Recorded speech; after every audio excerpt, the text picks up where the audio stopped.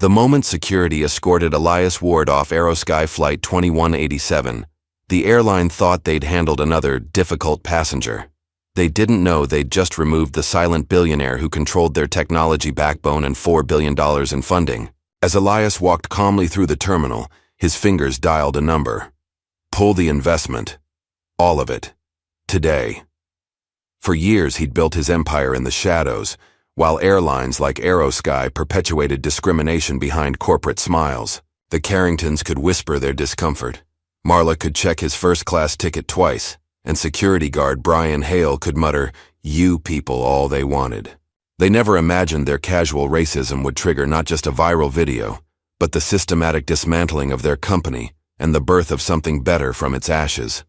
Elias Ward hadn't gone looking for this fight, but he was absolutely prepared to finish it. Just before we get back to it, I'd love to know where you're watching from today, and if you're enjoying these stories, make sure you're subscribed, because tomorrow's special episode is one you definitely don't want to miss. Elias Ward checked his watch as he strolled through the airport terminal. 2 hours early, just as he preferred. He wore dark jeans, a simple gray button-down, and comfortable loafers. Nothing flashy, though the watch on his wrist cost more than most people made in a month. A lifetime of experience had taught him that blending in was often the wisest choice. Flight 2187 to Chicago, now boarding first class and priority members, announced a cheerful voice over the PA system. Elias approached the counter, passport and boarding pass ready. The gate agent glanced at his ticket and smiled. "Mr. Ward, we've upgraded you to first class based on your loyalty status. Enjoy your flight." "Thank you," Elias replied with a nod, shouldering his carry-on, a sleek leather bag containing his laptop and a single change of clothes. He traveled light, efficiently, without fanfare or entourage. Just another businessman making his way through the world.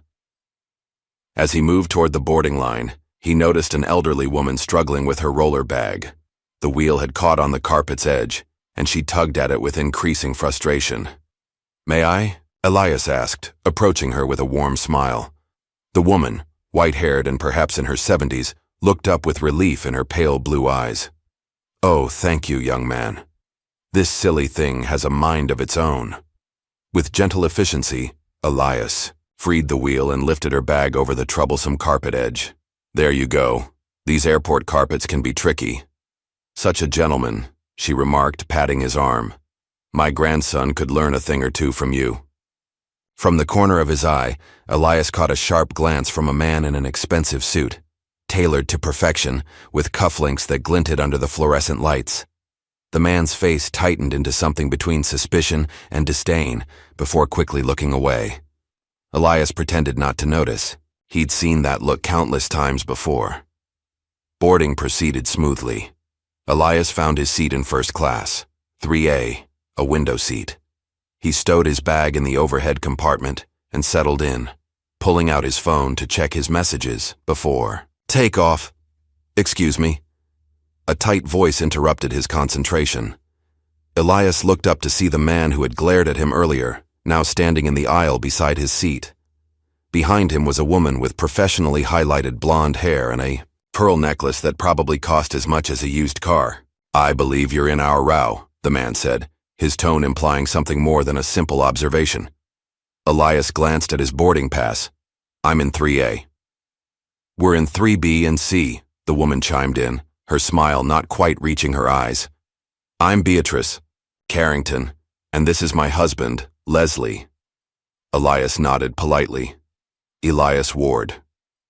Leslie Carrington made no attempt to introduce himself properly.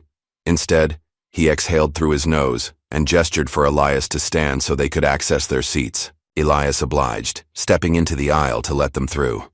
As Beatrice settled in next to him, she subtly shifted her purse to her lap instead of placing it under the seat, clutching it a bit too tightly. Leslie, now seated on the aisle, flagged down a passing flight attendant with a snap of his fingers. "Excuse me, miss," he called. "I'd like to check if there are any other seats available in first class." His eyes flickered briefly toward Elias. The flight attendant, whose name tag read Marla, followed his gaze. Her customer service smile faltered slightly as she looked at Elias. "I'm sorry, sir. "We're fully booked in first class today," she replied to Leslie. Then, with a curious tilt of her head, she turned to Elias. "May I see your boarding pass, sir?" Elias kept his expression neutral as he handed over his boarding pass and ID. "Is there a problem?" "Just routine checks," Marla said, examining his documents with unusual scrutiny. "We need to make sure everyone is in their assigned seats." Elias noticed she hadn't asked to see the Carringtons' boarding passes. "Everything seems to be in order," Marla finally said, returning his documents. Her tone was stiff, professional, but tinged with something that made Elias's stomach tighten slightly. As Marla moved on, Leslie leaned toward his wife and whispered something. Beatrice nodded, her eyes darting briefly to Elias before looking away. The plane gradually filled. A flight attendant moved through the cabin offering pre-departure drinks. When she reached their row, she served the Carringtons first, then hesitated before handing Elias his water. "Boarding complete," came the announcement over the intercom. "Flight attendants, prepare for departure." Just as Elias was beginning to relax, Marla returned to his row. "Sir, could I see your boarding pass again?" Elias raised an eyebrow but reached for his phone where his boarding pass was stored. "Is there a specific concern I should know about?"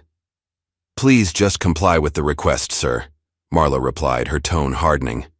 "I'm simply asking for clarification," Elias said calmly. "This is the second time my documentation has been checked. While others, he's being uncooperative," Marla said to Leslie, as if seeking confirmation. Leslie straightened in his seat. "He's been aggressive since he sat down. My wife and I are feeling quite intimidated." Elias blinked in genuine surprise. "I've barely spoken 10 words to you." "There's that tone again," Beatrice murmured, just loud enough for Marla to hear. Something cold settled in Elias's chest as he realized what was happening. He had experienced versions of this before, but usually with more subtlety, not this blatant fabrication. "I'll need to speak with the captain," Marla said, turning sharply and heading toward the cockpit. A few rows back, a young college-aged woman with braided hair slowly raised her phone, angling it to capture what was unfolding. Moments later, the cockpit door opened. The captain spoke briefly with Marla, who gestured toward Elias's row. The captain nodded and picked up the intercom. "Ladies and gentlemen, we apologize for the delay. We'll be ready for departure shortly." 2 men in airport security uniforms boarded the plane. They walked directly to Elias's row. "Sir," the taller one said, "we need you to gather your belongings and come with us." The cabin fell silent. All eyes were on Elias now. "On what grounds?" Elias asked, his voice soft but clear. "The flight crew has reported disruptive behavior," the second guard said. "Please don't make this more difficult than it needs to be." Elias looked at the Carringtons, who were both suddenly very interested in their phones. He looked at Marla, who stood with arms crossed, avoiding direct eye contact. "I haven't been disruptive," Elias stated. "I'd like to speak with the captain directly." "That won't be necessary," the first guard said. "Your non-compliance is delaying departure for everyone. Please gather your things." The weight of dozens of stares pressed on Elias from all sides. Some passengers looked uncomfortable, others impatient, and a few were recording with their phones. With deliberate calmness, Elias stood and retrieved his bag from the overhead compartment. As he stepped into the aisle, the guards positioned themselves on either side of him. "This way," the taller guard said, placing a firm hand on Elias's upper arm. As they escorted him toward the exit, Elias maintained his composure. He walked with his head high, face expressionless, though his mind raced with calculations and implications. Just before reaching the door, the second guard, a muscular man, with a military-style haircut and a name tag reading Brian Hale, leaned in close. "You people always think the rules don't apply," he muttered, barely audible to anyone but Elias. Elias held the man's gaze for a long, silent moment before continuing down the jetway and into the terminal. Once clear of the gate area, Elias moved to a quiet corner near a window overlooking the tarmac. He watched as his flight pushed back from the gate without him on board. Only then did he reach for his phone. He scrolled through his contacts, selected a number, and waited. When the call connected, he spoke softly, but with crystal clarity. "It's me. I need you to pull the investment. All of it. Today." He paused, listening. "Yes, I'm certain. I'll explain later." As he ended the call, his phone chimed with a notification. The video was already spreading across social media. A black man being escorted off a plane while doing nothing wrong. The caption, "Flying while black strikes again. When will it end?" Elias slipped his phone into his pocket and walked toward the exit. Behind him, a storm was brewing, but his face revealed nothing. Not yet. Newark, New Jersey, 1985. A 7-year-old. Elias sat on the stoop of a modest apartment building, working through math problems that were years beyond his grade level. His mother, Diana Ward, watched from the window as she prepared dinner after her 12-hour shift as a hospital administrator. "You're going places, baby," she'd often tell him. "Just remember who you are when you get there." The memory faded. As Elias entered his penthouse office in downtown Manhattan, floor-to-ceiling windows offered a panoramic view of the city that had both challenged and rewarded him. The space was minimalist but tasteful. No flashy displays of wealth, just quality and purpose in every detail. "They're waiting for you in the conference room," said Marlon Cho, Elias's executive assistant and closest confidant since their MIT days 20 years ago. Marlon handed Elias a tablet displaying the viral video from the plane. The footage had amassed over 3 million views in just 6 hours. "Did they identify you yet?" Marlon asked. "Not by name," Elias replied, "but it's just a matter of time." They walked together to the conference room where Elias's legal team had assembled. The atmosphere was tense, charged with both outrage and purpose. "Mr. Ward," began Talia Winters, his chief legal counsel, "we've drafted cease and desist letters to Aerosky Airlines regarding their slanderous statements about your behavior, but I suspect you have something else in mind." Elias nodded, taking his seat at the head of the table. "Aerosky Airlines doesn't know who they removed from that plane today. It's time they found out." He turned to the screen at the front of the room, which displayed the holdings of Ward Global Ventures, a private equity firm that operated almost entirely out of the public eye. Among the dozens of companies and startups listed, one name stood out: SkySync Technologies. SkySync provides the software infrastructure for over 60% of U.S. airlines, Elias explained, including Aerosky's entire fleet. They also depend on our capital investments to maintain their international certifications. "And they have no idea you own the controlling interest," Marlon added. "Correct, and now I'm pulling both the technology licenses and the funding." The room fell silent for a moment as the implications set in. "Sir," one of the younger attorneys ventured, "that would effectively ground their entire operation within weeks." "I'm aware," Elias replied simply. Back at Aerosky's corporate headquarters, the day had been proceeding like any other. In his corner office with its ostentatious aviation memorabilia, CEO Victor Langford was reviewing quarterly projections with his executive team. "These numbers are promising," he said, leaning back in his leather chair. "Our new route expansions are exceeding expectations." His assistant knocked and entered without waiting for a response. "Sir, you need to see this." She handed him a tablet displaying the viral video. Victor's face remained impassive as he watched, but a vein in his temple began to pulse. "Get Kendra in here," he ordered. "Now." Kendra Shaw, Aerosky's head of PR, arrived moments later. Tall, immaculately dressed, with a reputation for handling crises with cold efficiency, she carried herself with the confidence of someone who had buried worse stories than this. "I've seen it," she said before Victor could speak. "We're already drafting a statement about our commitment to passenger safety and proper protocols." "Not good enough," Victor snapped. "This needs to disappear.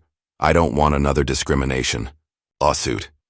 "The video has already gone viral," Kendra countered.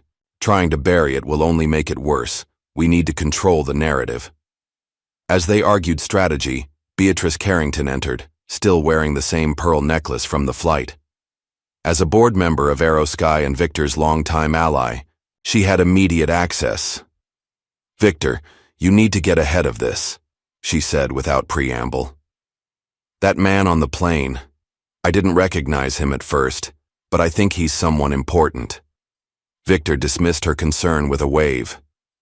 He's nobody, just another angry passenger who didn't follow instructions. He turned back to Kendra. Issue the standard statement. Say we're investigating the incident, or whatever the usual line is. As Kendra left to manage the PR response, Victor's phone rang. It was the CFO, his voice tight with alarm. Something's happening with our shares, he reported. They're being sold off in large blocks by an unknown entity. We've dropped 4% in the last hour alone. Victor frowned. That's odd timing. Keep an eye on it. Back in his office, Elias watched a financial dashboard as Aerosky's stock began its downward slide. It was just the beginning. Marlon, I need the files on Aerosky's previous discrimination cases, he said, turning away from the screen. Marlon pulled up a secure folder on his tablet. 8 settlements in the past decade, all with strict NDAs. On Elias's desk sat a framed photograph of his mother, Diana Ward, smiling proudly at his MIT graduation. Beside it was an old bus ticket, preserved in a small frame. The sight of it triggered another memory. Montgomery, Alabama, 1994. 15-year-old Elias was visiting relatives with his mother. They boarded a Greyhound bus, and the driver had told Diana to move to the back, despite there being open seats. In the front, it's not the 60s anymore, Diana had said firmly, refusing to move. The driver threatened to kick them off. A white passenger had intervened, saying, "Let them sit where they want." Only then did the driver back down. That night, Diana had told Elias, sometimes you have to draw a line, even when it costs you something. The memory faded as Elias focused back on the present moment. It's happening again, he murmured, touching the frame of the bus ticket. Sir? Marlon looked up. Nothing, Elias replied. Did you find anything on a woman named Ava Grayson? Marlon nodded. Former compliance officer at Aerosky. Raised concerns about biased passenger removal policies 3 years ago. She was let go shortly after and hasn't worked in aviation since. Find her, Elias said. I think we need to talk. Meanwhile, at Aerosky headquarters, the situation was deteriorating rapidly. The CFO burst into Victor's office without knocking. We're losing access to SkySync systems, he reported, his face pale. Our entire booking infrastructure, flight planning software, maintenance scheduling, it's all being revoked. What? Victor stood up. That's impossible. We have contracts. Apparently there's a clause allowing immediate termination under certain conditions. And there's more. Our private equity funding is being pulled. $4 billion, Victor. Gone. For the first time that day, genuine fear flashed across Victor's face. Who's doing this? Who has that kind of power? The CFO handed him a folder. The order came from Ward Global Ventures. Victor stared at the name, not immediately making the connection. Ward? Who the hell is that? Elias Ward, the CFO said quietly. The man we had removed from Flight 2187 this morning. The blood drained from Victor's face as recognition dawned. The quiet guy in 3A? That was Elias Ward? Yes. And he owns the technology that keeps our planes in the air. Victor sank back into his chair. Get him on the phone. Right now. But Elias Ward had no intention of taking their calls. Not yet. In a modest apartment in Brooklyn, Ava Grayson was packing her belongings. After 3 years of struggling to rebuild her career, she had finally accepted a corporate compliance position in Seattle, far below her qualifications, but at least in her field. Her phone rang with an unknown number. She almost ignored it, but something made her answer. Ms. Grayson? My name is Marlon Cho. I represent Elias Ward of Ward Global Ventures. He'd like to meet with you regarding Aerosky Airlines. Ava's hand tightened around the phone. I signed an NDA. I can't discuss my time there. Mr. Ward is aware of the NDA. He's prepared to have his legal team review it for any potential loopholes. In the meantime, he'd like to offer you a consulting position to help identify patterns of discrimination in commercial aviation. The pay is substantial. Ava hesitated. Why me? Because you tried to do the right thing once before, Ms. Grayson. Mr. Ward respects that. After Ava agreed to meet, Marlon returned to Elias's office. "She'll see you tomorrow morning." Elias nodded, turning his attention back to his computer. "What's the status on the Aviation Safety Commission application?" "Moving forward," Marlon replied. "Though I'm curious, why apply now? You've avoided public roles for years." Elias's gaze drifted to the photograph of his mother. "Because sometimes silence is complicity." A notification pinged on Elias's phone. It was a message from an unknown number with a link to an old job application. His application to Aerosky Airlines from 15 years ago. He'd been fresh out of MIT, brilliant but naive, applying for a software engineering position that he was overqualified for. At the bottom was a handwritten note. "Background doesn't match our culture. Reject." It was signed by a much younger Victor Langford. Elias stared at the image, a sardonic smile forming on his lips. The universe had a strange sense of humor sometimes. "Marlon," he said, "do you remember when I applied to Aerosky right after graduation?" Marlon looked up. "The job you never heard back about?" "Of course. I just found out who rejected me." Elias showed him the image. Victor Langford himself. "That's poetic," Marlon said after a moment. "It's more than that," Elias replied. "It's a pattern, one that's about to be broken." He stood, gazing out at the Manhattan skyline. "They dragged me out of a seat I already bought. Now I'll show them what it feels like to lose control of the cockpit." By evening, Aerosky's stock had dropped 12%. Emergency meetings were being held in boardrooms and government offices. Airline industry analysts were scrambling to understand the sudden shift in the market. And Elias Ward, the man who had been silently building an empire, while others underestimated him, sat in his home office reviewing the plans for what would come next. On the television in the corner, a news anchor was reporting on the viral video. "Sources have identified the passenger as Elias Ward, founder of Ward Global Ventures. Aerosky Airlines has issued a statement saying they are looking into the incident, but declined further comment." Elias turned off the TV. The first pieces were moving into place. Tomorrow, the real game would begin. Dawn broke over New York City as Ava Grayson arrived at the Ward Global Ventures building. The security guard checked her ID and directed her to the executive elevator.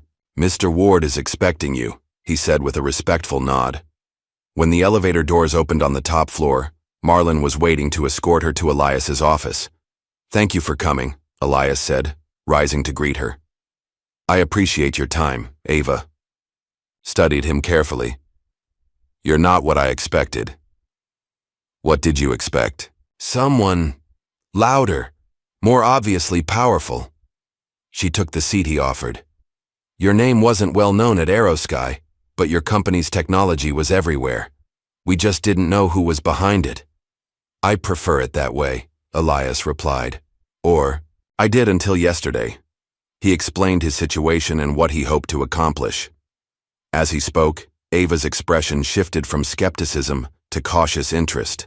"So you want me to help you dismantle Aerosky?" she asked when he finished. "No," Elias corrected. "I want you to help me transform it, or replace it with something better." Ava considered this. "You know they'll fight back.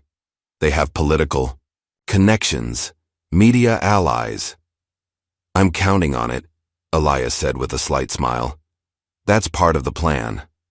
As Ava left with a preliminary contract to review, Elias turned his attention to the latest reports from his financial team. Aerosky was in freefall, their stock down 30% since the previous day, their operations scrambling as key systems became increasingly unstable. Victor Langford was making desperate calls to regulators, claiming unfair business practices. But Elias had anticipated this. Every step he'd taken was meticulously legal, leveraging clauses buried in contracts that Aerosky's own lawyers had approved years ago without understanding their implications. By noon, the story had evolved. Financial news networks were reporting on the connection between the viral video and Aerosky's plummeting value. Social media was ablaze with speculation and outrage. "Mr. Ward," Marlon said, entering with fresh reports. "Trevor Lynn from GNN is requesting an exclusive interview." Not yet, Elias replied. Let them wonder a little longer. As the day progressed, more details emerged about Aerosky's history of discrimination. Anonymous sources, many likely encouraged by Ava Grayson's network, began sharing stories with journalists about their experiences with the airline. By evening, the narrative had completely shifted. Aerosky wasn't just dealing with one PR disaster. They were facing a reckoning for years of systemic issues that had been carefully hidden from public view. In his home that night, Elias sat on his balcony overlooking Central Park. The lights of the city glimmered below, a testament to human ambition and ingenuity, and also to the inequalities that persisted despite all that progress. His phone rang. It was Marlon. They know everything now, Marlon reported. Aerosky's board is in emergency session. There's talk of asking Victor to step down. And the new aviation logistics system? Elias asked. Ready for implementation. The partner airlines are eager to switch, especially after today's news. Elias nodded to himself. Good. Tomorrow we go public with the full plan. He paused, looking out at the city. It's time they understood this isn't about revenge. It's about changing the system. As he ended the call, Elias thought again of his mother's words. Sometimes you have to draw a line, even when it costs you something. For Aerosky, that cost was about to become very clear. Morning sunlight slanted through the blinds of Aerosky's executive boardroom as Victor Langford stared in disbelief at the financial report in front of him. The numbers didn't lie. Their stock had plummeted nearly 20% overnight, and the downward spiral showed no signs of stopping. How the hell did we miss this? Victor slammed his palm on the polished mahogany table. Someone explained to me how one passenger we removed from a flight now threatens our entire operation. The CFO, James Peterson, cleared his throat nervously. It appears that Elias Ward's holdings are far more extensive than anyone realized. The license revocations for our tech systems are just the beginning. The private equity funding, $4 billion, has been officially withdrawn as of 9 a.m. this morning. Victor's face flushed crimson. This is absurd. One entitled passenger throws a tantrum and we're supposed to cave. Call legal. We'll fight this on breach of contract. We've already consulted with legal, Peterson replied, his voice tight. The contract gives Ward Global Ventures full discretion to withdraw funding with minimal notice under certain conditions. Conditions that, unfortunately, we've met. Kendra Shaw sat quietly at the far end of the table, observing the panic with calculating eyes. As head of PR, she'd weathered many storms for Aerosky, but this hurricane was different. This wasn't just a crisis to manage. It was an opportunity. Victor, she finally spoke, her voice measured and cool. We need to issue a formal apology to Mr. Ward. It's the only way to begin damage control. Victor scoffed. Apologize and admit wrongdoing? Absolutely not. This was a routine removal of an uncooperative passenger. Our staff followed protocols. The video evidence suggests otherwise, Kendra countered, and the public is firmly on his side. Justice for Elias is trending nationwide. I don't give a damn what's trending, Victor snapped. We stand by our crew's decision. Issue the standard statement about passenger safety being our top priority. As the meeting continued, Kendra excused herself briefly, stepping into the hallway to make a private call. The contact in her phone was labeled simply CV. Cameron, it's Kendra. I think it's time we had that discussion about the future of Aerosky leadership. Cameron Voss had been Victor's rival for the CEO position 5 years prior. As the current COO, he'd been biding his time, waiting for Victor to stumble. That time had finally come. Meanwhile, across town, Ava Grayson sat in a secured office at Ward Global Ventures, combing through internal Aerosky documents. Years of working in compliance had taught her where to look for the smoking guns. Found another one, she announced, sliding a file across to Trevor Lynn, the investigative journalist. Elias had brought in email chain from 2019, senior leadership explicitly discussing how to identify and flag non-standard passengers for additional scrutiny. Trevor whistled low. That's corporate speak for racial profiling if I've ever heard it. It gets worse, Ava continued, pulling up another document. Look at this training material. They instruct gate agents to watch for urban speech patterns and unusual attire in business or first class. It's blatant. Trevor adjusted his glasses as he scanned the document. This is dynamite. How did they keep this quiet for so long? NDAs, settlements, and intimidation? Ava replied grimly. I tried to raise concerns when I worked there. They buried my reports and then buried my career. Trevor nodded thoughtfully. Time for a resurrection then. By mid-afternoon, Trevor's initial story had broken online. Exclusive. Inside Aerosky's secret passenger profiling system. The article included redacted versions of the emails and training materials, careful not to reveal Ava as the source while still preserving the SAW. Damning content. The reaction was immediate. Aerosky's share price, already weakened, dropped another 15% within hours. Social media erupted with calls for boycotts. Former passengers began sharing their own stories of discriminatory treatment. Back at Aerosky headquarters, the crisis had escalated to all-out panic. Sir, we're getting calls from every major news outlet, Victor's assistant reported, her usually composed demeanor cracking. And the FAA has requested all documentation related to our passenger removal policies for the past 5 years. Victor loosened his tie, feeling the walls closing in. Where the hell is Kendra? She should be handling this. But Kendra was in Cameron, Voss's office, reviewing a strategy to present to the board, one that ended with Victor's removal and Cameron's ascension, with Kendra as his second-in-command. In another part of the building, a junior flight attendant named Sarah Jensen stared at her computer screen in the crew lounge. The internal message board was buzzing with activity, with current and former staff sharing their experiences with the company's unwritten red flag practices, the unofficial profiling system that targeted certain passengers, particularly people of color in premium cabins. Sarah had witnessed it firsthand, but had always been too afraid to speak up. Now, with anonymity provided by the internal forum, she began typing her own account of what she'd seen over 3 years with the airline. What she didn't realize was that dozens of other employees were doing the same thing, and that several were forwarding these accounts directly to news outlets.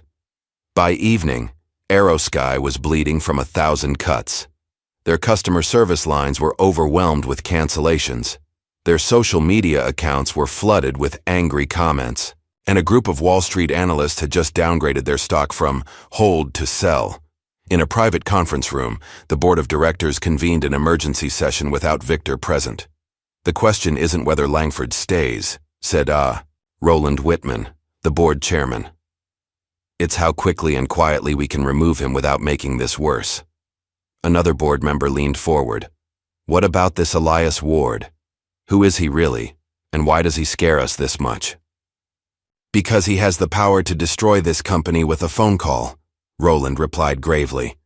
And so far he's only given us a taste of what he can do. Victor, unaware of the board's meeting, retreated to his office and poured himself a generous scotch. His phone rang. Cameron Voss calling to check in on how he was handling the crisis. Don't worry about me, Cam, Victor said, the alcohol loosening his tongue. I'm not going down because of some entitled nut. He caught himself, but the slur had already escaped. What Victor didn't know was that Kendra had advised Cameron to record the call. The incriminating audio was now safely stored in her personal files, insurance for the next phase of her plan. As night fell over the city, Elias sat in his home office, watching the destruction of Aerosky unfold on multiple news channels. A so headline crawled across the bottom of one screen. Passenger boycott grows. Mothers with biracial children join protest against Aerosky. The camera cut to a woman holding a young boy's hand as she spoke passionately to the reporter. If that's how they treat a successful businessman like Mr. Ward, what chance does my son have? Marlon entered with a fresh pot of coffee. Quite a day, he observed, pouring 2 cups. Elias nodded, accepting the coffee. And we're just getting started. The media wants your statement, Marlon reminded him. They've been calling non-stop. Let them wait, Elias replied. I won't speak until the time is right. Let them drown in their own silence for a while longer. As he spoke, his phone lit up with a text from Ava. You need to see this. It was a video of a mother and her biracial son at the airport, turning away from the Aerosky check-in counter and tearing up their tickets. The caption read, "My son deserves better. Boycott Aerosky. Stand with Elias." The video had already been shared over 1,000,000 times. Elias set down his phone and gazed out at the city lights. "I won't speak yet," he repeated softly. "But when I do, they'll wish they'd never heard my name." The C. Headline of Trevor Lynn's comprehensive exposé practically screamed from computer screens and smartphones across the country. The Pattern of Prejudice: How Aerosky Airlines Systematically Removed Passengers of Color. The article was a masterpiece of investigative journalism, meticulously researched, corroborated by multiple sources, and devastating in its conclusions. It connected Elias Ward's removal to dozens of similar incidents over the past decade, all of which had been quietly settled and buried by Aerosky's legal team. "This was never about one incident or one passenger," Trevor wrote in the piece. "This was about a corporate culture that normalized discrimination and punished those who questioned it." Within hours of publication, the article had been shared by celebrities, politicians, and business leaders across the political spectrum. The consensus was clear: Aerosky's actions were indefensible. That same morning, Beatrice Carrington appeared on national morning news, apparently determined to salvage her reputation. "I felt threatened," she insisted, her pearl necklace gleaming under the studio lights. "My husband and I were simply trying to enjoy our flight when this man became confrontational." The host, to her credit, wasn't having it. "Mrs. Carrington, the video clearly shows Mr. Ward sitting quietly. At no point does he raise his voice or make any threatening gestures." "You weren't there," Beatrice countered, her smile tightening. "There's such a thing as reverse racism, you know. White people can be victims too." What Beatrice didn't realize was that a group of internet researchers had already begun digging into her past. By noon, screenshots of her old social media posts were circulating widely, posts filled with racial slurs and derogatory comments about minorities in white spaces. As Beatrice's interview concluded, her phone buzzed with an urgent text from her publicist. "Get off air now. Check your Twitter." Mentions, too late, the damage was done. Beatrice Carrington, board member of Aerosky and wife of Leslie Carrington, was now the face of the scandal's latest chapter.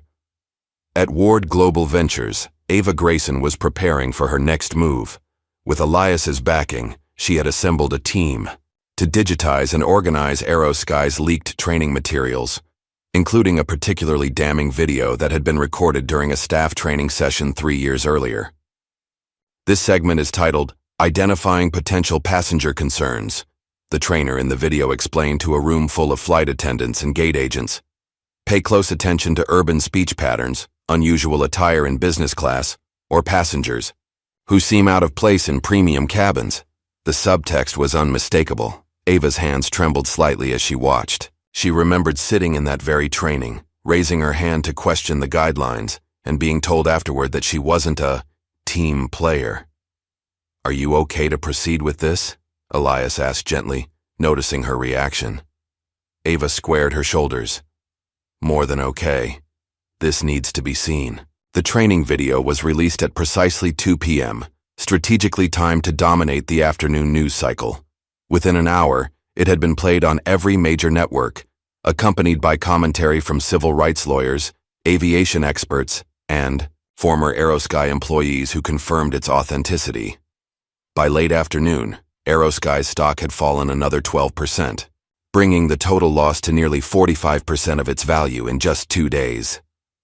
Meanwhile, in a modest home in the suburbs, Henry Grayson, Ava's father and a former Aerosky pilot, watched the unfolding scandal with mixed emotions. 15 years earlier, he had been one of the airline's most respected captains until a single incident changed everything. During a routine flight, Henry had corrected a dangerous error made by his white co-pilot, a man with powerful connections within the company. Days later, Henry was called into a meeting where he was accused of emotional instability and creating an unsafe work environment.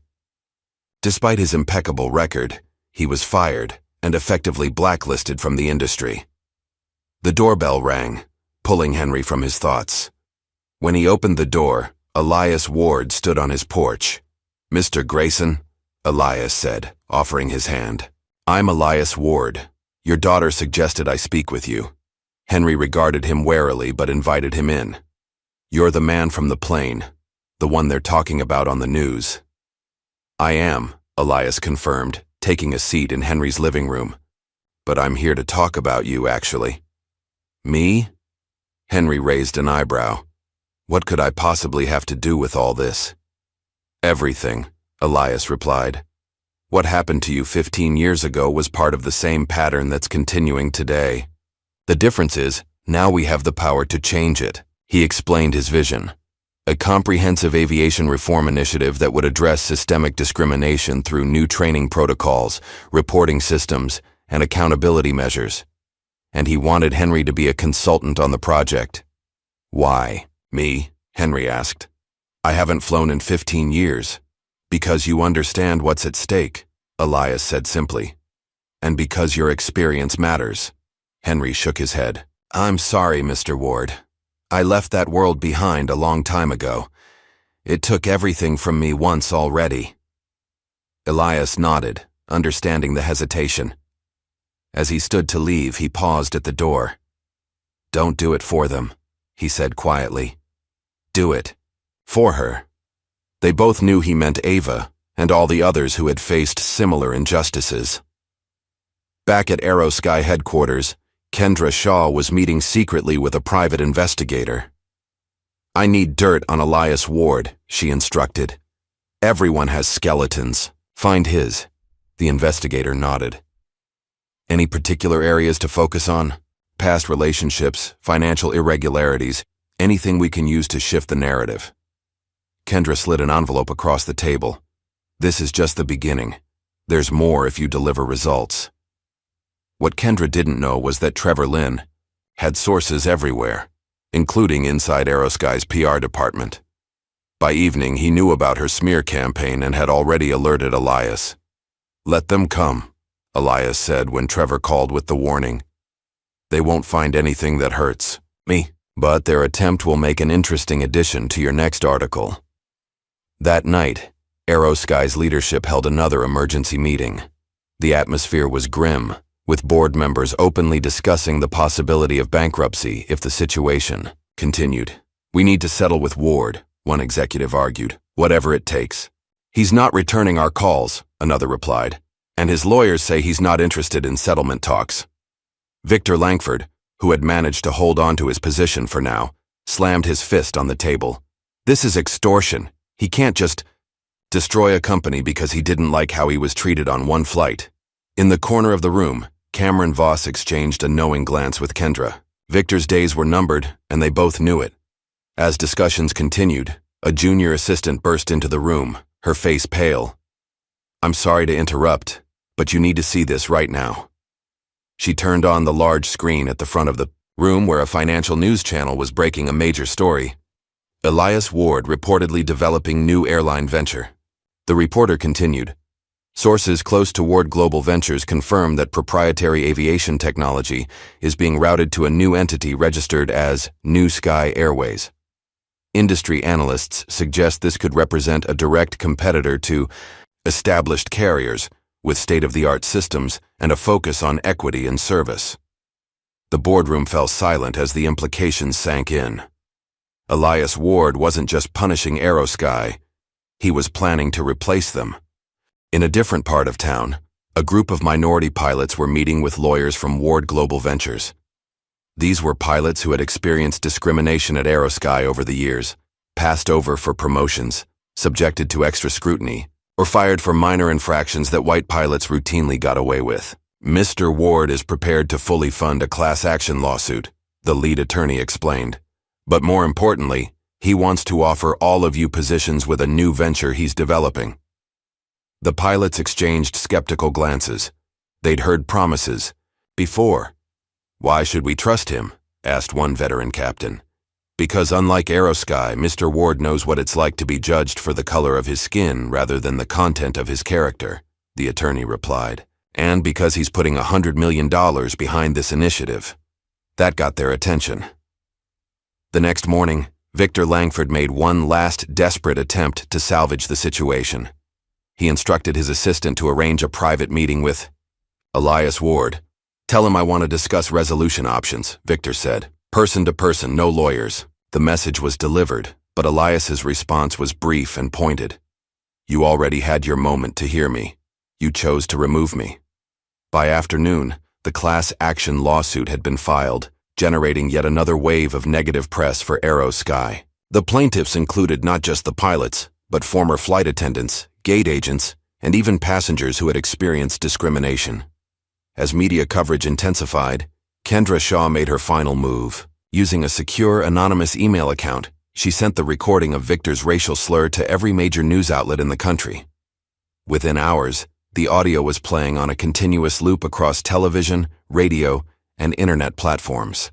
AeroSky. CEO Victor Langford caught using racial slur to describe Elias Ward. The headlines blared. The board didn't even need to meet to make their decision. By 5 p.m., Victor Langford had been terminated effective immediately, with a terse statement from the company disavowing his comments. In his penthouse apartment, Elias watched the news coverage of Victor's downfall on a large television screen. As the clip of the slur played yet again, he picked up the remote and turned off the TV. "Now," he said quietly to the empty room, "it begins." The morning after Victor Langford's racial slur went public, AeroSky's stock plummeted an additional 22% within the first hour of trading. The company had lost nearly half its market value in just 3 days, a catastrophic collapse that financial analysts were already calling the Ward effect. In the gleaming glass towers of Wall Street, traders stared at their screens in disbelief as the numbers continued to fall. Even those who had predicted trouble hadn't anticipated such a swift and brutal decline. "Is AeroSky going to survive this?" asked a CNBC anchor, her voice grave as she addressed a panel of aviation industry experts. "That remains to be seen," replied a silver-haired analyst. "But with their technology licenses revoked, their funding pulled, and now this PR nightmare, it's difficult to imagine a scenario where they emerge intact." At AeroSky headquarters, panic had given way to resignation. Employees whispered in hallways, updated their resumes at their desks, and took personal items home, just in case. The atmosphere was that of a sinking ship, with everyone quietly, preparing for the worst while maintaining a brittle facade of normalcy. In the executive boardroom, an emergency meeting had been called. Board members filed in with grim expressions, many having flown in overnight from across the country. Roland Whitman, the board chairman, called the meeting to order with a somber tap of his knuckles on the polished table. "I think we all understand the gravity of our situation," he began, his voice tight with controlled stress. "The events of the past 72 hours have brought us to the brink. Our stock is in free fall. Our partners are distancing themselves. And our CEO has been recorded using a racial slur to describe the very man who now holds our fate in his hands." The room remained silent, the gravity of their predicament hanging heavy in the air. "Victor Langford must be removed immediately," said Thomas Bailey, one of the oldest board members. "There can be no debate on this point." Nods of agreement circled the table, and Beatrice Carrington as well, added another board member. Her television appearance and those social media posts have made her position untenable. Beatrice, who was notably absent from the meeting, had been placed on a leave of absence the previous evening after her racist social media history had gone viral. Her husband, Leslie, had also gone silent, neither returning calls nor appearing in public. "Agreed," Roland said. "But removing them won't be enough. We need to demonstrate meaningful change, and we need to do it quickly." As the discussion continued, Kendra Shaw sat quietly at the far end of the table, her expression carefully neutral despite the satisfaction she felt within. Everything was proceeding exactly as she had planned. Victor was finished. Beatrice would soon follow. And in the chaos that remained, she intended to rise. When a junior executive suggested they needed new leadership with a fresh perspective, Kendra allowed herself a small, calculated intervention. "If I may," she said, her voice measured and calm amid the panic, I believe Cameron Voss has the experience and the temperament to guide us through this transition. As COO, he's already familiar with our operations, and he hasn't been implicated in any of the recent unpleasantness.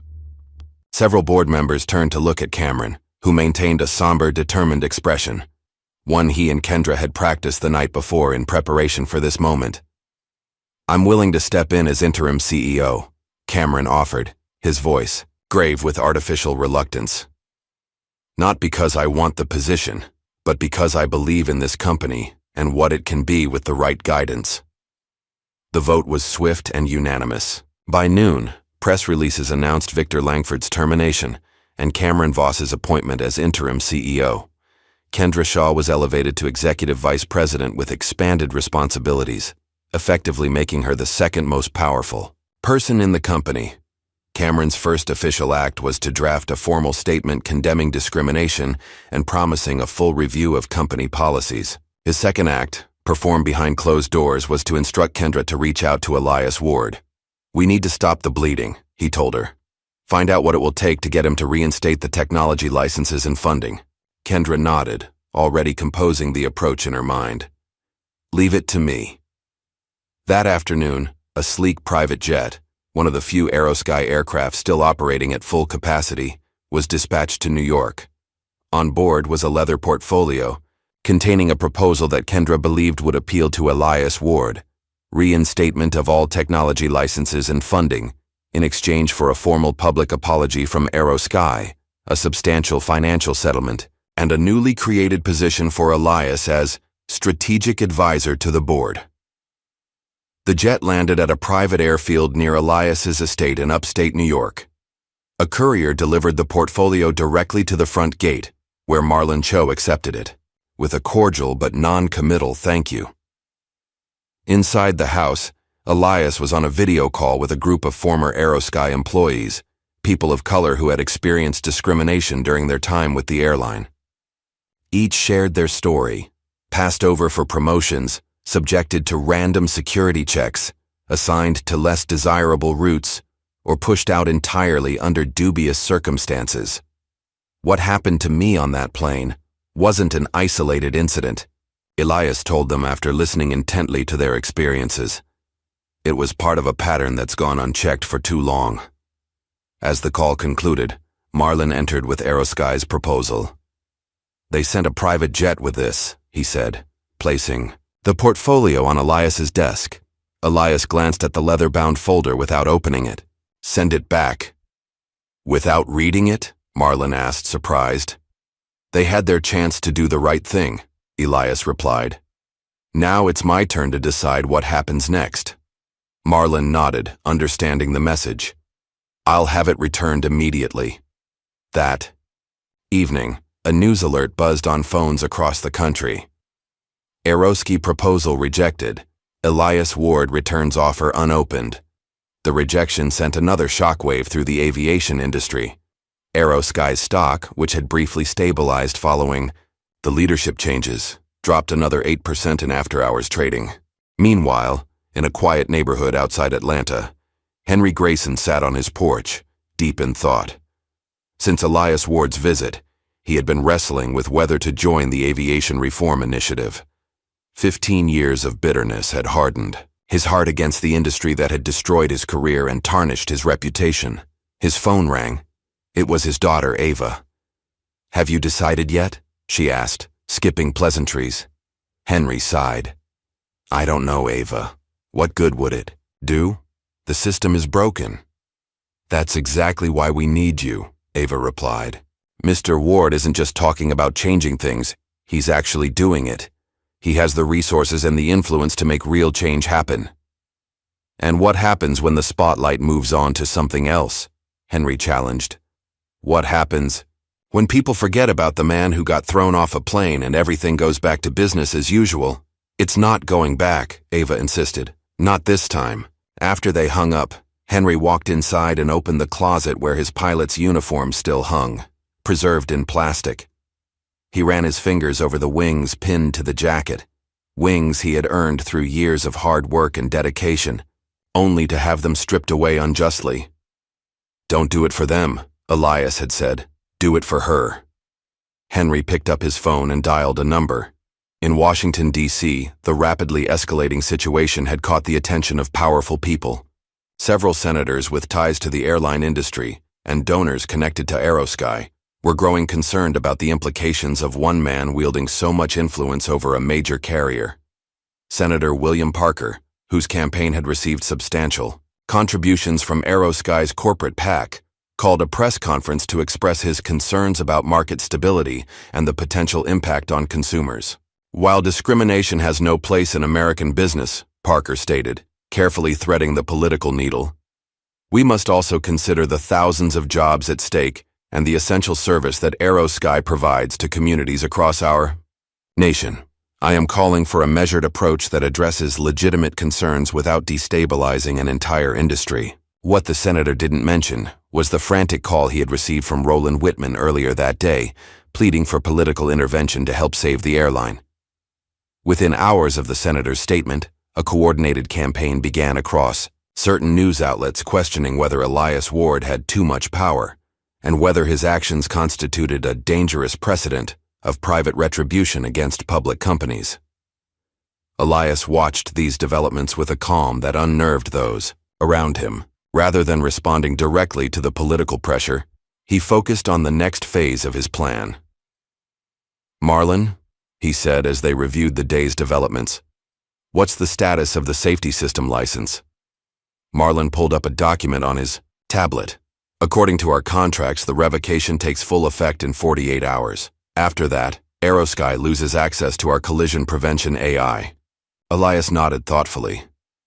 And the alternatives available to them? Nothing comparable in the short term, Marlon replied. Our system is integrated into their entire fleet. Replacing it would take months, if not years. Later that evening, as Elias was preparing for bed, his phone buzzed with an urgent message from Marlon. You need to see this now. Attached was a legal document that had just been filed by Aerosky's new leadership. It was a formal threat claiming that if Elias didn't reinstate access to the safety system within 48 hours, they would hold him personally responsible for any incidents that occurred as a result. The implication was clear. If a plane went down, they would blame him. Elias read the document twice, his expression hardening. The move was desperate, cynical, and completely in line with the corporate culture he was fighting against. They still don't understand who they're dealing with, he said to himself, setting the phone aside. Tomorrow would bring a response they weren't expecting. The headline dominated every major news outlet by morning. Aerosky claims Elias Ward endangering passengers by withholding safety technology. It was a calculated move that shifted the narrative overnight. Suddenly, social media was ablaze with new hashtags. Brayer's corporate vendetta and airline lives matter began trending as Aerosky's PR machine worked overtime to paint Elias as a vindictive billionaire willing to risk lives for personal revenge. Several opinion pieces appeared simultaneously across different publications, all questioning the ethics of using safety systems as leverage in a corporate dispute. The coordinated nature of the campaign suggested significant resources behind it. A last-ditch effort by Aerosky to salvage its reputation by damaging Elias's. They're trying to make me the villain, Elias remarked to Marlon as they reviewed the morning's coverage. Predictable but effective. Before Marlon could respond, his phone rang. It was Ava Grayson, her voice tense with urgency. There's been an incident, she reported. Aerosky Flight 753 to Denver experienced a sudden altitude drop about an hour ago. They're saying it was related to the navigation system. Elias's expression remained calm, but his eyes sharpened. Casualties? No, the pilot managed to stabilize the aircraft. Everyone's safe, but passengers were terrified.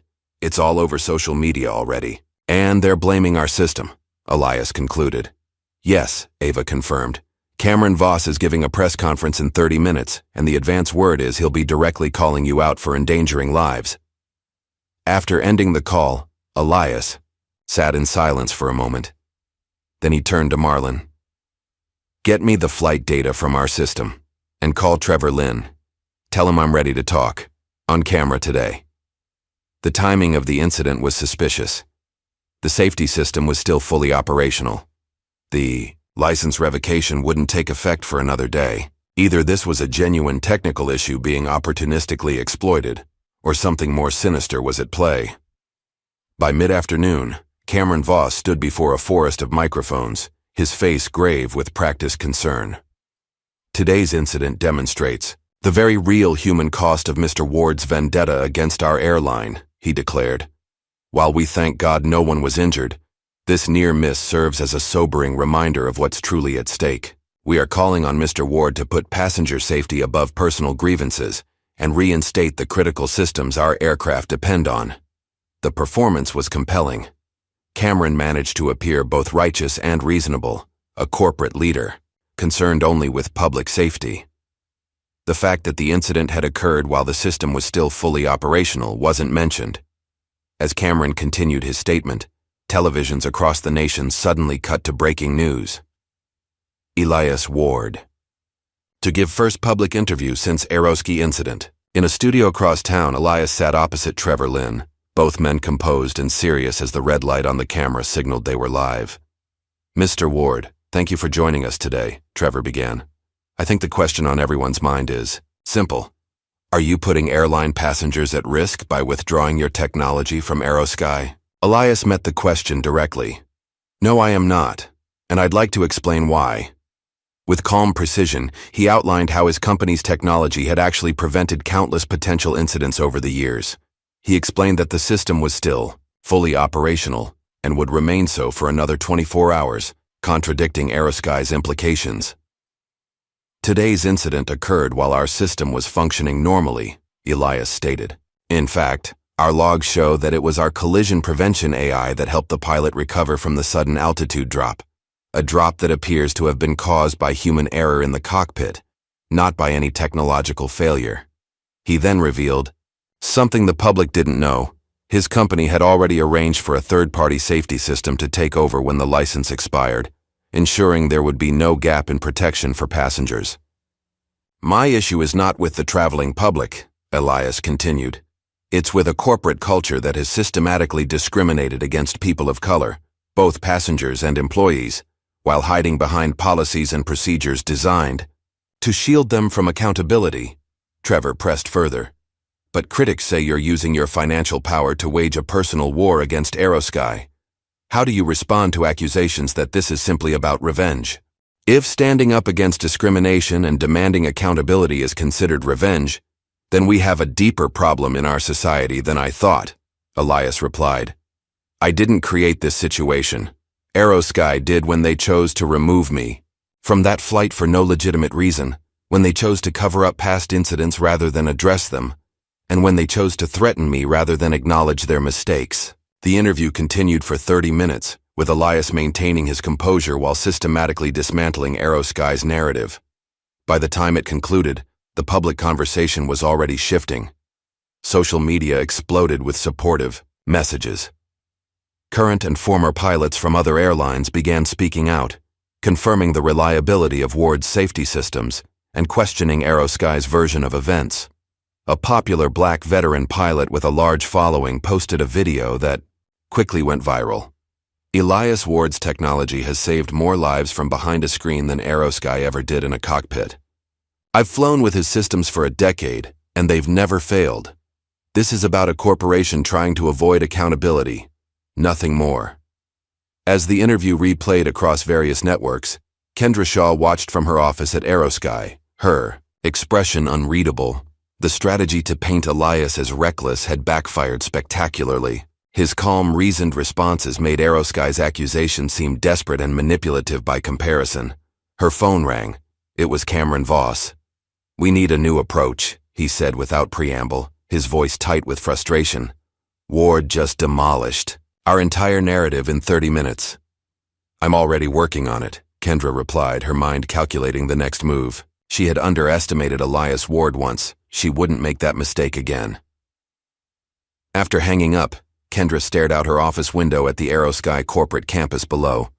The company was still salvageable, she believed, but not with Cameron Voss at the helm. His performance today had been adequate but uninspiring. If Aerosky was going to survive this crisis, it needed leadership that could match Elias Ward's strategic thinking. leadership like hers. Meanwhile, across town, Beatrice Carrington was growing desperate. Confined to her luxury penthouse as the scandal raged, she had watched her social standing collapse overnight. Friends weren't returning calls. Charity boards were quietly removing her name from their websites. The exclusive social circle she had cultivated for decades was disintegrating around her. "We need to fight back," she told her husband Leslie, who sat slumped in an armchair still wearing the previous day's clothes. "Find something on Ward. There must be something we can use." Leslie looked up, his eyes hollow with defeat. "It's over, Beatrice. Our Aerosky stock is worth half what it was a week ago. The board has made it clear we're not welcome back. What exactly are we fighting for?" "Our reputation," Beatrice snapped. "I refuse to be canceled by some tech billionaire with a racial chip on his shoulder." She picked up her phone and scrolled through her contacts until she found the name she was looking for. A former flight attendant who had once mentioned an uncomfortable encounter with a male passenger years ago. Beatrice had barely paid attention at the time, but now she wondered if that passenger might have been Elias Ward. It was a desperate move, but Beatrice was a desperate woman. The next morning, a small right-wing blog published a story with the headline, "Former Flight Attendant Accuses Elias Ward of Harassment." The story was thin on details and relied heavily on anonymous sources, but it was enough to catch the attention of certain news outlets looking for a fresh angle on the ongoing saga. By noon, the accusation had spread across several platforms. Though most mainstream outlets were treating it with appropriate skepticism, the timing was suspicious, and the lack of concrete details made it difficult to verify. What Beatrice hadn't counted on was the flight attendant herself, now a mother of 3 living in Oregon, coming forward to set the record straight. "I never accused Elias Ward of anything," Jessica Taylor stated firmly in a video posted to her social media accounts. The incident being described involved a different passenger entirely, and it was resolved years ago through proper channels. "Mr. Ward has always been respectful in my experiences with him, and I won't allow my name to be used in this smear campaign." The attempted character assassination collapsed almost immediately, further damaging Beatrice's already tarnished reputation. More importantly, it exposed the desperate tactics being employed against Elias, generating additional public sympathy for his cause. As the week progressed, the movement against Aerosky continued to grow. Ava Grayson organized a protest outside the airline's headquarters, expecting perhaps a few hundred people to attend. Instead, thousands showed up, former employees, civil rights activists, and ordinary citizens outraged by the discrimination that had been exposed. They carried signs reading, "Aerosky, no-fly zone for racism," and "Justice for Elias, oh, justice for all." News helicopters circled overhead, broadcasting the scene to millions of viewers nationwide. In Washington, D.C., the political winds were shifting as well. The Senate Commerce Committee, responding to public pressure, announced hearings on discrimination in the airline industry. Elias Ward was invited to testify. The hearing room was packed when Elias took his seat at the witness table. Cameras flashed as he placed his prepared statement on the table before him. Senator James Williams, the committee chairman, called the hearing to order with a bang of his gavel. "Mr. Ward," Williams began, "you've created quite a stir in recent weeks. Some call you a crusader for justice, others a corporate raider using social issues as cover for financial manipulation. I hope today's testimony will help us determine which narrative is closer to the truth." Elias leaned forward slightly. "Senator, with respect, both narratives miss the point. This isn't about me. It's about a pattern of discrimination that has gone unchecked for too long in an industry that serves the public trust." For the next hour, Elias methodically outlined the evidence his team had gathered: internal documents, statistical patterns of passenger removals, testimony from former employees, and his own experience. His delivery was calm but powerful, devoid of the emotional outbursts or grandstanding that often characterized such hearings. "Gentlemen," he concluded, "I don't expect you to take my word for any of this. I've provided documentation for every claim I've made today. The question isn't whether discrimination exists in this industry. The evidence clearly shows it does. The question is what we, as a society, are prepared to do about it. As Elias finished, a hushed silence fell over the hearing room. Several senators appeared visibly moved, while others looked uncomfortable, perhaps considering their own ties to the industries being scrutinized. Back at Ward Global Ventures, Marlon had made a significant discovery. While reviewing Aerosky's financial records, particularly the complex web of shell companies used for various investments, he uncovered evidence that Beatrice and Victor had been funneling company money to lobbying groups with explicit anti-diversity agendas. Moreover, they had used these same shell companies to quietly settle multiple harassment and discrimination cases over the years. This goes beyond corporate bias, Marlon told Elias when he returned from Washington. They were actively funding hate while using company resources to cover up abuse. Elias reviewed the documents carefully. The evidence was damning and completely actionable. "Forward this to the Department of Justice," he instructed, "and give Trevor Lynn the background information, not the documents themselves, but enough to start asking the right questions." That evening, Elias sat alone in his study, reviewing the events of the past 2 weeks. What had begun as a personal humiliation had evolved into something much larger, a genuine movement for change in an industry that had operated by its own rules for too long. His phone rang. It was Henry Grayson. "I've been thinking about your offer," Henry said without preamble. "And?" Elias prompted when Henry fell silent. "I'm in," Henry finally replied. "Not because I believe the system can change, but because my daughter does. And if there's even a chance she's right, I want to be part of it." Elias smiled. "I'm glad to hear it. We've got a lot of work to do." As they discussed next steps, Elias's other line beeped with an urgent call from Marlon. "Turn on the news," Marlon said when Elias switched over. Now, Elias clicked on the television to see breaking news banners across the screen. Federal agents raid Aerosky headquarters. The camera showed FBI agents leading several people out of the building in handcuffs.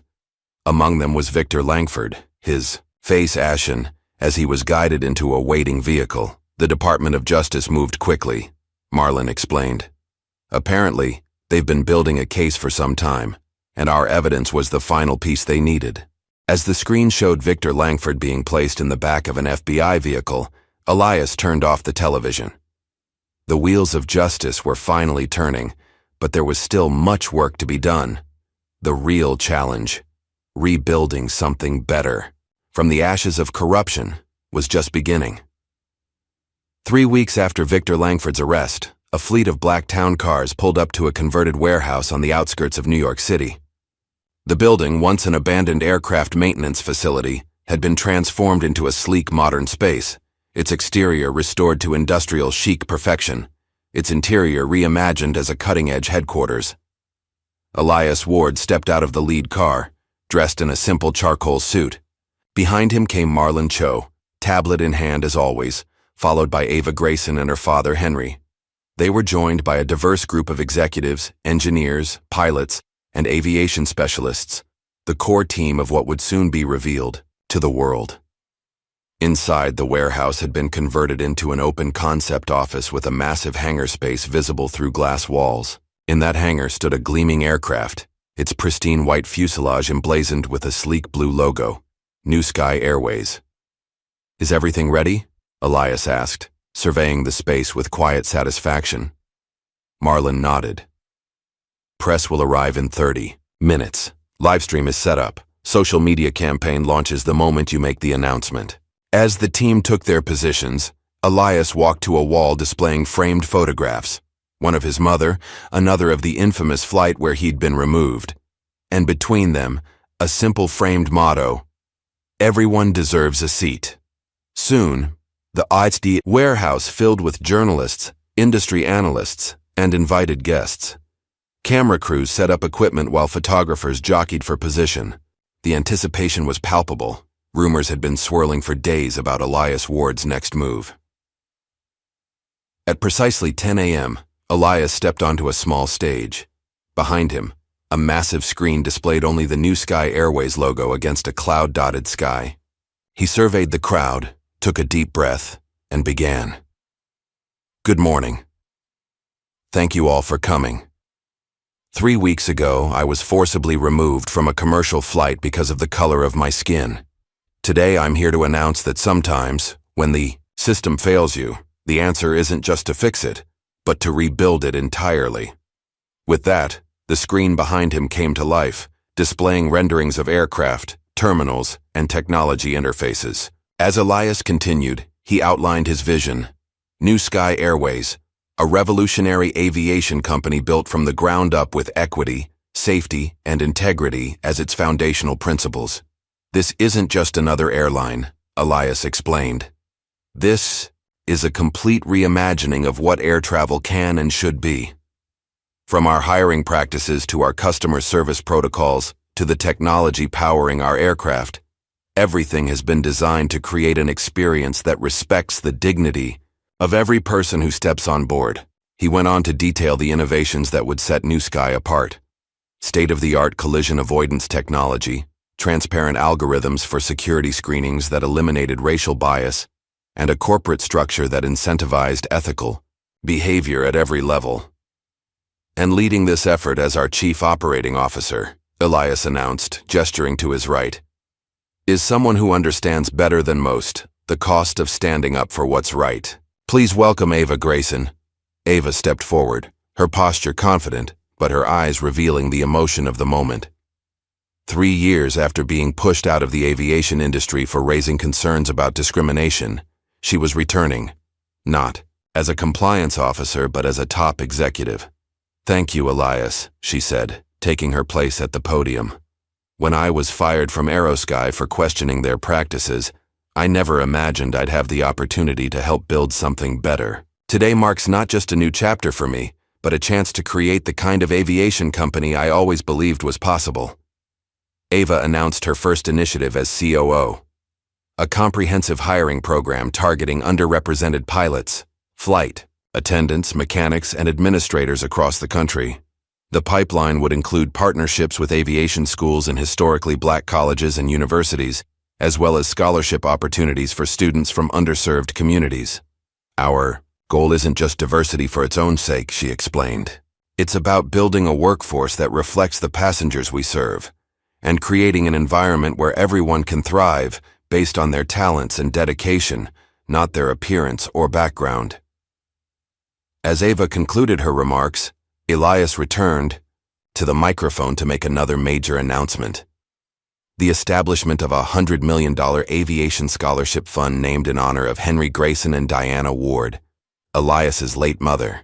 This fund will support the next generation of diverse aviation professionals, Elias said, because representation matters not just in the boardroom, but in the cockpit, the cabin, the maintenance hangar, and every aspect of this industry. Henry Grayson, standing near the stage, blinked back tears as the audience applauded. 15 years after being pushed out of the profession he loved, his name would now be associated with creating opportunities for others who might have been excluded. The press conference continued with technical presentations on New Sky's aircraft and systems, followed by a Q&A session where journalists pressed for details on timelines, routes, and financial projections. When will the first New Sky flight take off? Asked a reporter from Bloomberg. We're targeting 60 days from today, Elias replied. And yes, that's ambitious. But we've been working on this longer than most people realize. Another reporter raised her hand. Mr. Ward, critics are already saying this is just about revenge against Aerosky. How do you respond? Elias smiled slightly. If building something better, more equitable, and more innovative is revenge, then I suppose I'm guilty. But I prefer to call it progress. As the formal presentation concluded, attendees were invited to tour the facility and view the prototype aircraft. Industry analysts moved through the space, many clearly impressed by the technology and attention to detail evident in every aspect of the operation. This isn't just a publicity stunt, murmured one veteran aviation consultant to her colleague. Ward has built something legitimate here. Aerosky should be very, very worried. Across town, in the Aerosky headquarters, the mood was indeed grim. Kendra Shaw sat in what had briefly been her office as executive vice president, watching the New Sky livestream on her tablet. Her expression remained neutral, but her mind raced with calculations and contingencies. The door opened, and Cameron Voss entered without knocking, a small but telling sign of how their power dynamic had shifted in recent days. "You've seen the announcement?" he asked, gesturing toward her tablet. "Of course," Kendra replied coolly. "Impressive operation. He's been planning this for months, maybe years." Cameron paced nervously. "This isn't just competition. It's existential. If he can deliver what he's promising, we won't survive. Not with our reputation in tatters and our stock in free fall." Kendra studied Cameron thoughtfully. In the 3 weeks since his appointment as interim CEO, he had proven disappointing, reactive rather than proactive, more concerned with optics than strategy. She had backed the wrong horse. "We need to respond," Cameron continued. "Release a statement about our own diversity initiatives or something." "That ship has sailed," Kendra replied. "Empty promises won't cut it anymore. We need concrete action and, frankly, different leadership." Cameron stiffened. "What exactly are you suggesting?" Before Kendra could respond, her assistant knocked and entered with urgency. "You both need to see this." She turned up the volume on the office television, where a news anchor was reporting breaking news in the ongoing AeroSky scandal. Following Elias Ward's announcement of New Sky Airways, major travel booking platforms report mass cancellations of AeroSky reservations, with many customers specifically citing their switch to New Sky once it becomes operational. The assistant handed Kendra a printout. "Preliminary numbers show a 40% drop in forward bookings over the past 3 hours alone." Cameron sank into a chair, his face ashen. "This can't be happening." Kendra's phone buzzed with a text from a board member. "Emergency meeting, 4 p.m. She knew what that meant. Cameron's brief tenure was about to end. The question was, who would replace him? Meanwhile, Trevor Lynn was putting the finishing touches on his latest project, a multi-part documentary series titled Grounded, the story of Elias Ward. With unprecedented access to Elias and his team, Trevor had captured the behind-the-scenes story of the past month, from the initial incident on the plane to the creation of New Sky Airways. "This final segment needs something," Trevor muttered to his editor as they reviewed footage. "Something personal that brings it full circle." As, if on cue, his phone rang, it was Elias. "I have something you might want to include," Elias said. "I've just met someone I think you should interview." Hours later, Trevor sat across from an elderly white woman with kind eyes and silver hair, the same woman Elias had helped with her bag at the airport before boarding the fateful flight. "I saw everything," Martha Wilson explained, her voice trembling slightly with emotion. "I was seated a few rows behind Mr. Ward. When those security guards came on board, I wanted to speak up, but I was afraid, and I've carried that shame ever since." She dabbed at her eyes with a tissue. "When I recognized him on the news, I reached out. I wanted him to know that not everyone on that plane was blind to what happened. I never knew kindness could cause such a storm." The interview provided the perfect emotional conclusion to Trevor's documentary, humanizing a story that had become increasingly about corporate maneuvers and systemic change. As the first episode prepared to air, another drama was unfolding in the lives of Beatrice and Leslie Carrington. Their spectacular fall from grace had accelerated following Victor Langford's arrest and the revelations about their involvement in funding hate groups through shell companies. Legal troubles mounted as former employees, emboldened by recent events, came forward with lawsuits alleging discrimination and wrongful termination. The Carrington social circle had evaporated, their club memberships quietly revoked, their names removed from charity boards and donor lists. In their penthouse apartment, now listed for sale to cover mounting legal fees, Beatrice struggled to comprehend how completely their world had collapsed. "How did this happen?" she asked her husband, who sat staring vacantly at financial statements showing their dwindling resources. "A month ago, we had everything." Leslie looked up, his expression hollow. "We had the illusion of everything, Beatrice. And all it took was one man in seat 3A to show how fragile it all was." The next morning, as New Sky's announcement continued to dominate headlines, Elias stood on the tarmac of a private airfield watching test flights of their first aircraft. Beside him, Henry Grayson observed with a professional's eye, occasionally making notes on technical adjustments. "What do you think?" Elias asked, as the plane completed another smooth landing. Henry nodded approvingly. "She's solid. The avionics. Package is unlike anything I've seen. Responsive, intuitive. Your engineers did remarkable work," Elias smiled. "They'll be glad to hear that from you." They walked together toward the hangar, where preparations continued for New Sky's inaugural flight. Engineers huddled over computers, mechanics fine-tuned equipment, and trainers worked with the first class of flight attendants, a diverse group selected not just for their service skills, but for their commitment to the company's mission. "You pray." "No," Henry said thoughtfully. "When you first approached me about this, I thought you were naive. That one man, even with your resources, couldn't change an industry this entrenched in its ways. And now?" Elias prompted. Henry gestured to the activity around them. "Now I think maybe I was the naive one, for believing things couldn't change." Later that afternoon, Elias took a rare moment for himself, driving alone to a quiet spot overlooking the Hudson River. He parked and sat on a bench facing the water, watching the sunset paint the sky in vivid oranges and purples. His phone buzzed with a text from Marlon. "First New Sky tickets go on sale tomorrow. Projections show we'll sell out within hours." Elias smiled to himself, then put the phone away. Success was gratifying, but in this moment of solitude, his thoughts turned to his mother. What she would have thought of all this, how proud she might have been. "I drew the line, Mom," he whispered to the fading light. "Just like you taught me." As dusk settled over the city, Elias Ward looked out at the horizon, not at what had been, but at what was yet to come. 5 years later, a young black girl, no more than 7 years old, clutched her mother's hand as they moved through the sleek terminal of New Sky Airways' main hub. Her eyes were wide with wonder, taking in the soaring architecture and the diverse faces of the staff moving efficiently through their duties. "Look, Mom," she exclaimed, pointing to a wall display showing the cockpit crew of their upcoming flight. "The pilot looks like Grandpa." Her mother smiled, squeezing her hand. "That's Captain Ramirez.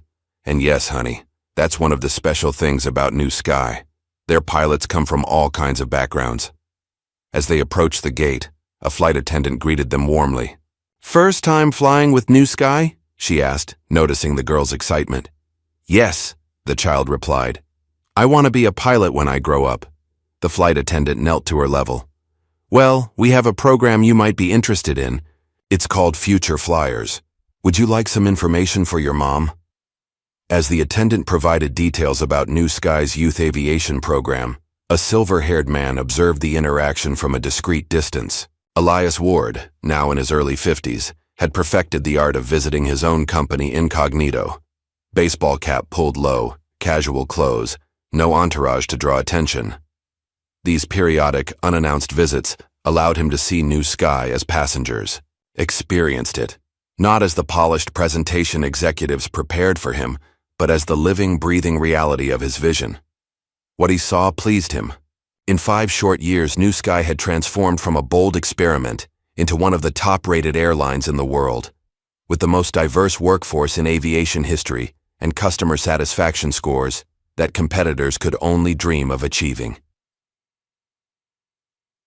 More importantly, it had changed the conversation about what was possible in the industry. Other airlines had been forced to re-examine their own practices, several implementing versions of New Sky's unbiased security protocols and inclusive hiring initiatives. Elias's phone vibrated in his pocket, a reminder of his next commitment. He took one last look at the little girl still chatting animatedly with the flight attendant, then slipped away unnoticed. An hour later, Elias stood before a classroom of high school students in one of New York's underserved neighborhoods. This was how he spent much of his time these days, mentoring young entrepreneurs, speaking at schools, and working with the scholarship recipients of the Grayson Ward Fund. "The most valuable resource you have isn't money," he told the attentive students. "It's your perspective, the unique way you see problems and solutions based on your own experiences." A hand shot up, But Mr. Ward, you had money. That's how you were able to start your own airline when Aerosky discriminated against you. Elias nodded, acknowledging the point. Yes, I had resources that most people don't. But money alone doesn't build anything worthwhile. What turned that moment of injustice into something positive was having a vision for something better, and the determination to make it real. After the session, the school principal walked Elias to his car.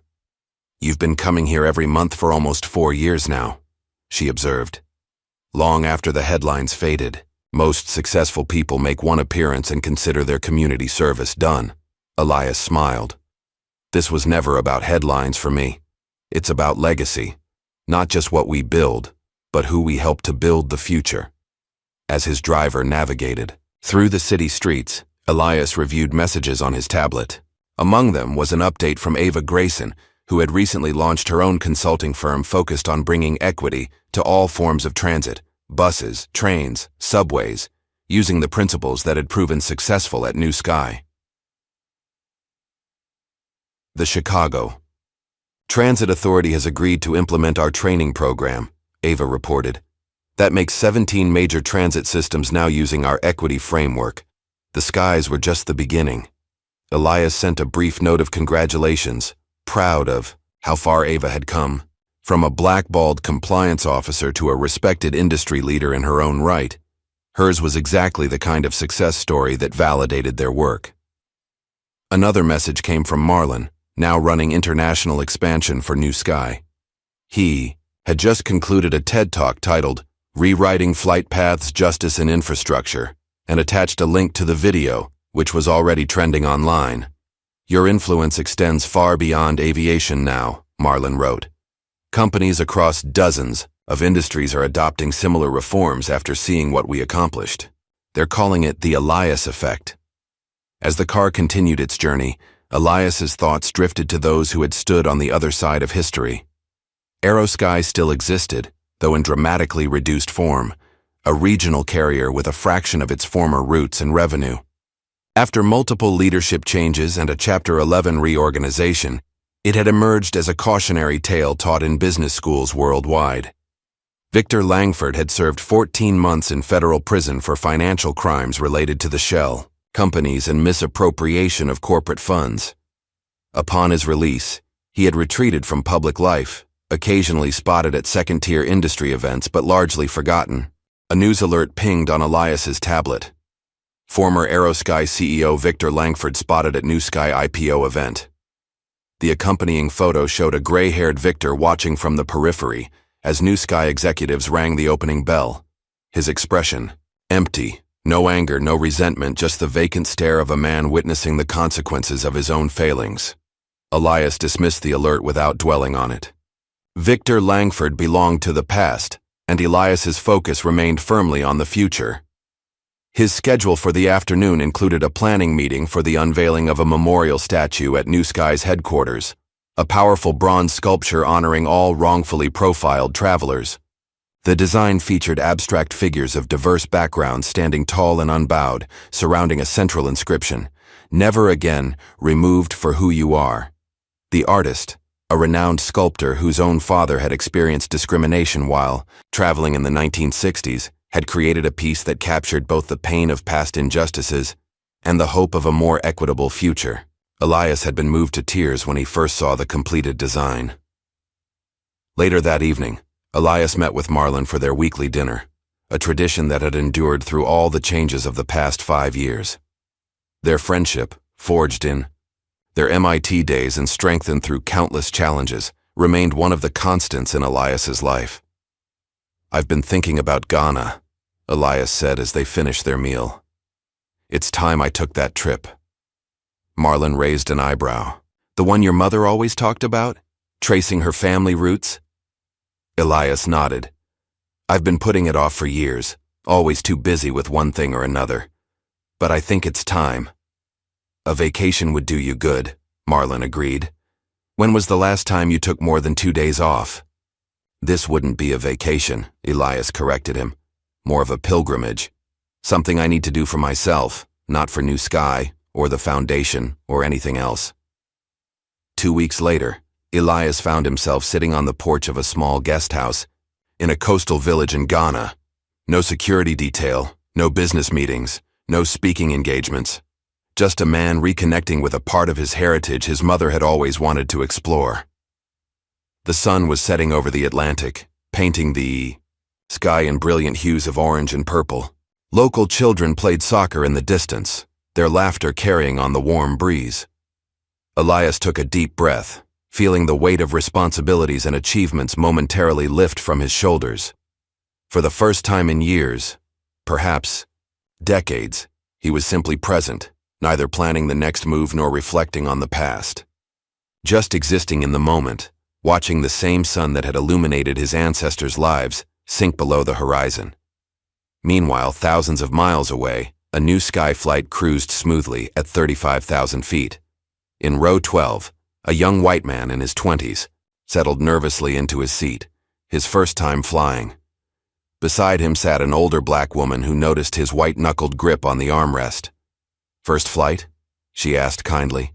He nodded, embarrassed. "That obvious, huh?" "Everyone's a first-time flyer once," she assured him. "You're in good hands. New Sky has an excellent safety record."